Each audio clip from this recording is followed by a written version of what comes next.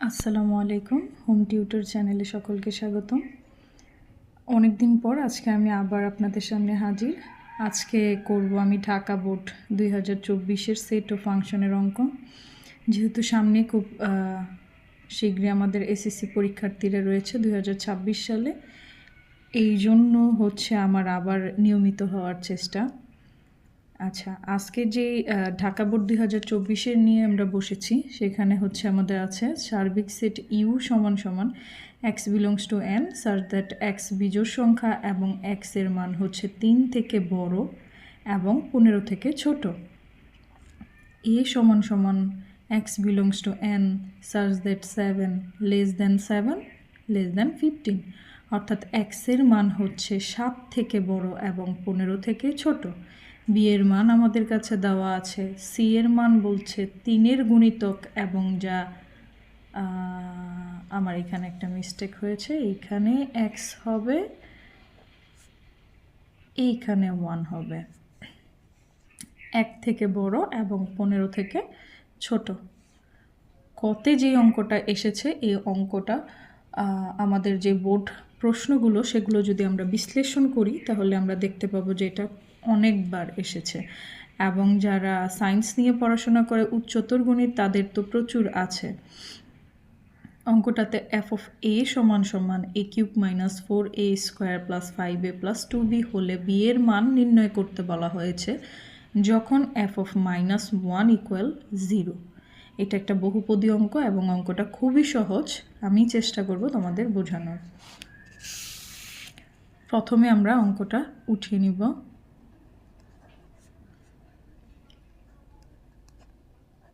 দেওয়া আছে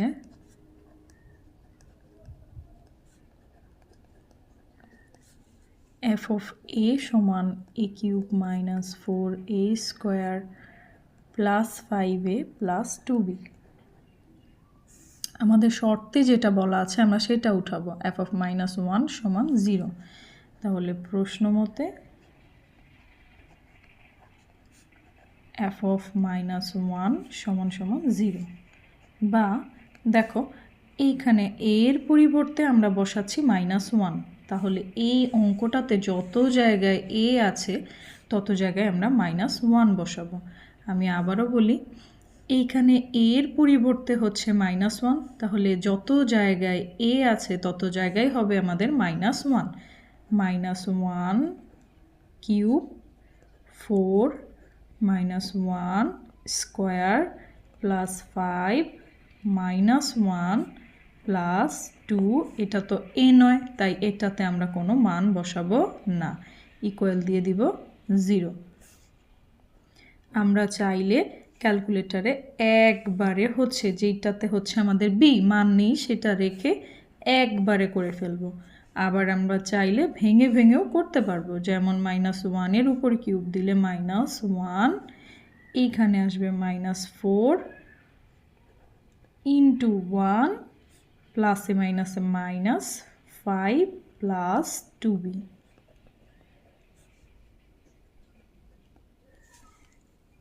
এতটুকু করলে আমাদের আসতেছে -10 প্লাস 2b সমান 0। আমরা -10টাকে ওই পাশে নিয়ে যাব, তাহলে -10 হয়ে যাবে আমাদের +10। প্লাস তো দেওয়ার দরকার নেই, শুধু 10। এবার আমরা কি করব, বিকে রেখে দেব। 2 যেহেতু আমাদের গুণ আকারে আছে, আমরা ওই পাশে গিয়ে 2কে ভাগ করে দিব। সুতরাং আমাদের নির্ণয় বি এর মান হচ্ছে 5। এটাই হচ্ছে আমাদের ক এর অ্যান্সার। এরপর আমরা খ শুরু করব। খতে বলা হয়েছে এ প্রাইম ইউনিয়ন বি ছেদ সি নির্ণয় করো। আমরা একটা একটা পার্ট করে আস্তে ধীরে করব। প্রথমে এতটুকু অংশ করব, তারপর এই ফার্স্ট ব্র্যাকেটের কাজ করব, তারপর পুরোটা করব। তাহলে আমাদের দরকার এ, প্রাইমের জন্য দরকার ইউ, দরকার বি, দরকার সি। দেখো আমি মানগুলো এখানে উঠিয়ে রেখেছি। ইউ সমান সমান এক্স হচ্ছে বিজোড় সংখ্যা এবং এক্স হচ্ছে 3 থেকে বড় 15 থেকে ছোট। আমাদের যদি ইউ দেওয়া থাকে, ইউ যদি বিজোড় সংখ্যা হয়, তাহলে পরবর্তী যারা আছে সেই সেটে তারা সবাই বিজোড় সংখ্যা হবে। এই জিনিসটা আমাদের খেয়াল রাখতে হবে। ইউ যদি জোড় সংখ্যা হয়, তাহলে এ বি সি যারাই আছে তারাও জোড় সংখ্যাই হবে। ইউ যদি মৌলিক সংখ্যা হয়, তাহলে এ বি সিও মৌলিক সংখ্যা হবে। তাহলে সবার আগে ইউকে নির্ণয় করতে হবে। বলা হচ্ছে বিজোড় সংখ্যা, আমরা জানি বিজোড় সংখ্যাগুলো হচ্ছে আমাদের 1, 3, 5, 7, 9, 11, 13, 15, 17, আরও বহু সংখ্যক রয়েছে। কিন্তু আমাদের বলা হচ্ছে 3 থেকে বড়, তাহলে 3 থেকে বড়কে 5, 7, 9, 11, 15 থেকে ছোট, তাহলে 15 নিতে পারবো না, আমরা 13 পর্যন্ত নিতে পারবো। যদি এই চিহ্নে এই লেস দেনের নিচে একটা সমান থাকতো, তাহলে আমরা 3কে নিতে পারতাম। অর্থাৎ যদি এই রকম কোনো চিহ্ন থাকতো, সমান থাকতো, তাহলে আমরা 3কে নিতে পারতাম, তাহলে আমরা 15কে নিতে পারতাম। যেহেতু নেই, তাহলে আমাদের অ্যান্সারটা হবে 3-এর পরবর্তী বিজোড় সংখ্যা থেকে 5 থেকে 13 পর্যন্ত। অর্থাৎ আমাদের সার্বিক সেট ইউ হচ্ছে 5, 7, 9, 11, 13। এরপরে আমাদের বলা হচ্ছে একে নির্ণয় করতে। যেহেতু ইউ বিজোড় সংখ্যা, এও বিজোড় সংখ্যা হবে। বলা হচ্ছে এর মান, এক্সের মান 7 থেকে বড় 15 থেকে ছোট। 7 থেকে বড় 15 থেকে ছোট হচ্ছে আমাদের 9, 11, 13। বিজোড় সংখ্যা যারা 7 থেকে বড় এবং 15 থেকে ছোট, তারা হচ্ছে 9, 11, 13। বি আমাদের দেওয়া আছে। সিতে বলা হচ্ছে 3-এর গুণিতক এবং যা 1 থেকে বড় এবং 15 থেকে ছোট। 3-এর গুণিতক কারা?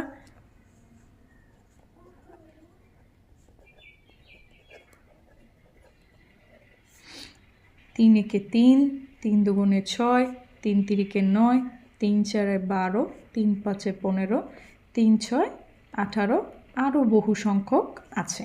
এখন আমাদের বলা হচ্ছে গুণিতকের মধ্যে 1 থেকে বড়গুলো নিতে এবং 15 থেকে ছোট। তাহলে 3 1 থেকে বড় এবং 15 থেকে ছোট হচ্ছে এই পর্যন্ত। 1 থেকে বড়, 15 থেকে ছোট। কিন্তু এখন আমরা 6 এবং 12 এই দুইটা সংখ্যা লিখতে পারবো না, কেননা এই দুইটা সংখ্যা হচ্ছে জোড় সংখ্যা। 6 ও 12 হচ্ছে জোড়। তাহলে আমরা লিখতে পারবো 3 ও 9। আমি আবারও বলছি, বলা হয়েছে 3-এর গুণিতক লিখতে, 3-এর গুণিতক আমরা লিখেছি। তারপরের শর্ত হচ্ছে 1 থেকে বড় এবং 15 থেকে ছোট। তাহলে আমাদের আসে 3, 6, 9, 12। 6 এবং 12 আমরা নিতে পারবো না, কারণ আমরা একটু আগে দেখে এসেছি ইউ হচ্ছে আমাদের বিজোড় সংখ্যা। যেহেতু বিজোড় সংখ্যা, তাহলে সিও অবশ্যই বিজোড় সংখ্যা হবে। তাহলে বিজোড় সংখ্যা অবশিষ্ট থাকছে 3 ও 9। তাহলে সি হচ্ছে আমাদের 3, 9। এবার আমরা প্রথমে এ প্রাইম নির্ণয় করব।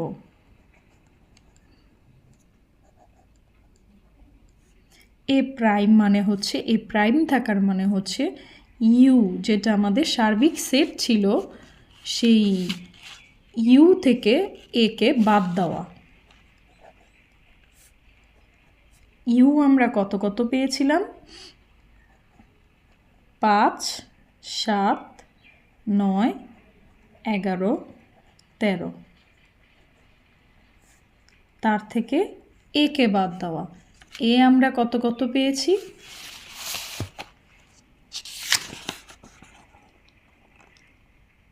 9, 11, 13।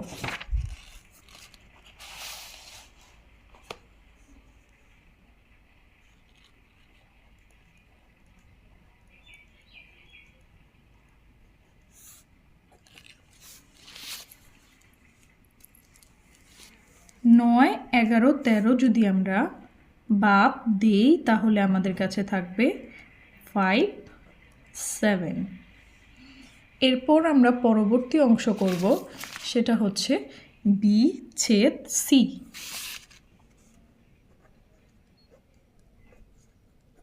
অর্থাৎ বি থেকে সিকে বাদ দেওয়া।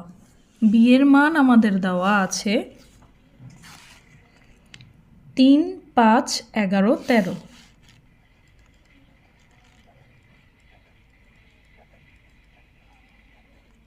আর আমরা সি এর মান বের করেছিলাম 3, 9। 3 বাদ দিব, 9 বাদ দেওয়ার মতো নেই। আমার অনেক স্টুডেন্টরা এই জায়গাটাতে ভুল করে যে 3 বাদ দেওয়ার পর হয়তো উত্তর হবে 5, 11, 13, 9, কিন্তু না, আমরা 9 লিখব না। বাদ দেওয়ার মানে হচ্ছে প্রথম সেট থেকে দ্বিতীয় সেটটাকে বাদ দেওয়ার পর প্রথম সেটে যা অবশিষ্ট থাকে শুধু তাই লেখা। দ্বিতীয় সেটে যাই থাকুক না কেন সেটা আমরা লিখব না। অর্থাৎ 3 বাদ দিতে পেরেছি, 9 ছিল না, তাহলে আমাদের প্রথম সেটে থাকে 5, 11, 13। এখন আমরা প্রদত্ত রাশিতে চলে যাব। অর্থাৎ আমাদের অঙ্কে কি বলা ছিল? প্রদত্ত রাশিতে ছিল এ প্রাইম ইউনিয়ন বি ছেদ সি। এ প্রাইমের মান আমরা বের করেছি 5, 7, ইউনিয়ন বি ছেদ সি এর মান আমরা বের করেছি 5, 11, 13। ইউনিয়নের অর্থ হচ্ছে সবগুলোকে সাজিয়ে গুছিয়ে লেখা। তাহলে আমাদের উত্তরটা আসছে 5, 7, 11, 13। ইউনিয়নের অর্থ হচ্ছে সবাইকে সুন্দর করে গুছিয়ে লেখা, যেটা একের অধিক আছে তাকে একবার লেখা। তাহলে আমরা আমাদের ক্ষয়ের উত্তর পেয়ে গেছি। এখন আমরা করব গ নাম্বার। গতে বলা হয়েছে খুব কমন একটা অঙ্ক, এইটা হচ্ছে শতকরা 90% বোর্ড সৃজনশীলে আসে। সেটের অধ্যায় থেকে পি অফ বি নির্ণয় করো, দেখাও যে পি অফ বি এর উপাদান সংখ্যা 2 টু দি পাওয়ার n কে সমর্থন করে, যেখানে n হচ্ছে বি এর উপাদান সংখ্যা। বিতে দেওয়া আছে 3, 5, 11, 13। এখানে যখন 3টি উপাদান দেওয়া থাকে তখন আমার স্টুডেন্টরা খুব সহজেই করতে পারে, কিন্তু যখন 4টি অথবা 5টি উপাদান দেয় তখন একটু গোলমেল পাকিয়ে ফেলে। দেখা যাক এটা আমি বোঝাতে পারি কিনা খুব সহজ করে।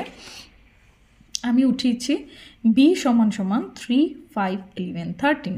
এখন আমাকে নির্ণয় করতে হবে পি অফ বি।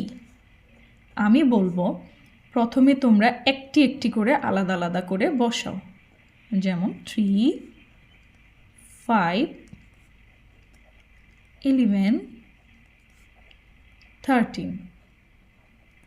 এবার তোমরা দুইটি উপাদান করে বসাও, কিন্তু এইটা মনে রাখবে পিছন থেকে রিপিট করা যাবে না, শুধু সামনে থেকে লিখবে। তাহলে আমরা বসাবো 3, 5, 3, 11,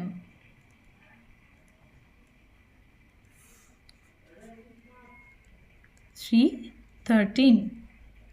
3 দিয়ে দুইটি উপাদান আর বানানো যাচ্ছে না, এবার আমরা 5 দিয়ে করব। 5 দিয়ে উল্টা আসতে পারবো না, 5 দিয়ে আমরা ডানে যাব। তাহলে আমাদের দুইটি করে উপাদান সাজালে 5, 11, 5, 13। দেখো 5 দিয়ে আর বানানো যাচ্ছে না, এরপর আমরা 11 দিয়ে 13 লিখব।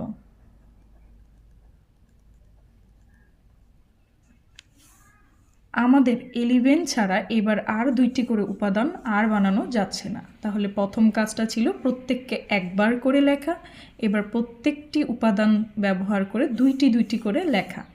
দুইটি করে লেখার পর এবার আমরা 3টি করে সাজাবো। এইখানেই মূলত হচ্ছে আমার স্টুডেন্টরা ভুলটা করে বসে। 3 দিয়ে করার সময় আমরা 3, 5, 11,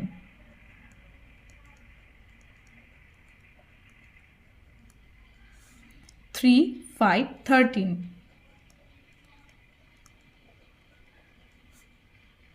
দেখো 3, 5 আর কিছু নেই, আমরা রিপিট আসতে পারবো না, তাহলে 3 5 11 3 5 13 শেষ। এবার 3 এর সাথে 11 13 কিন্তু লেখা যায়, এই জিনিসটাই হচ্ছে খেয়াল করে না স্টুডেন্টরা। অর্থাৎ প্রথম উপাদান দিয়ে আমরা 3টি সেট লিখতে পারবো। এবার আমি লিখব 5 11 13।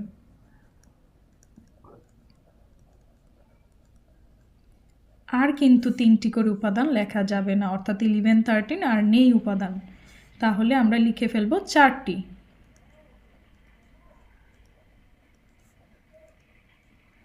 এবং সর্বশেষ একটি ফাঁকা সেট, একটি সেকেন্ড ব্র্যাকেট শুরুতে।